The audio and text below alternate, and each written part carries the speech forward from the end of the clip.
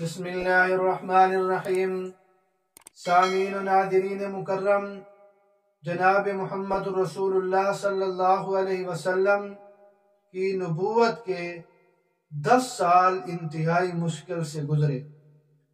ابتلاء اور آزمائش کی سب منزلیں جب طے ہو گئیں، تکلیف اور ستم کی کوئی ایسی قسم باقی نہ رہی جو راہ خداوندی میں حضور اکرم صلی اللہ علیہ وسلم نے برداشت نہ کی ہو۔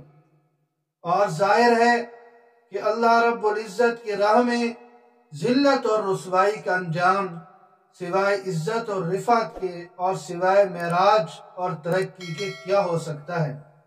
چنانچہ شیعہ ابی طالب میں اور سفر طائف سے جب ابتلاء اور آزمائش انتہا کو پہنچ گئی تو اللہ رب العزت نے اسراء اور معراج کی عزت سے سرفراز فرمایا اور آپ کو اس قدر اونچا کیا کہ افضل الملائکۃ المقربین یعنی حضرت جبریل امین علیہ السلام بھی پیچھے رہ گئے اور ایسے مقام تک کی سیر کرائی جو کہ کائنات کی انتہا ہے، یعنی عرش عظیم تک، کہ جس کے بعد کوئی مقام اور مکان نہیں ہے۔ اور اللہ رب العزت نے معراج کے ذریعے جو عرش تک سیر کرائی، عرش تک سیر کرانے میں ختم نبوت کی طرف بھی اشارہ ہے کہ آپ صلی اللہ علیہ وسلم کو ختم نبوت کے تاج سے سرفراز فرمایا گیا۔ آپ صلی اللہ علیہ وسلم کو خاتم النبیین بنایا گیا۔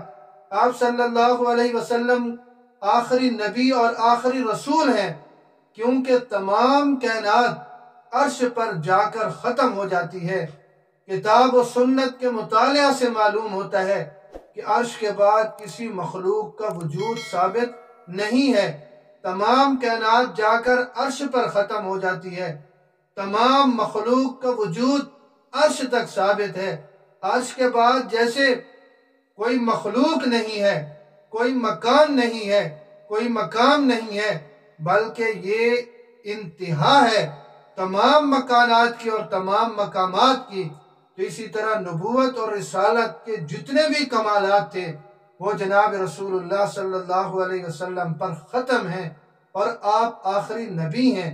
تو معراج کی حکمتوں میں سے ایک حکمت یہ ہے کہ اس معراج کے ذریعے اللہ رب العزت نے ختم نبوت کی طرف بھی اشارہ فرما دیا۔ اللہ مجھے اور آپ سب کو دین سمجھنے کی توفیق نصیب فرمائے۔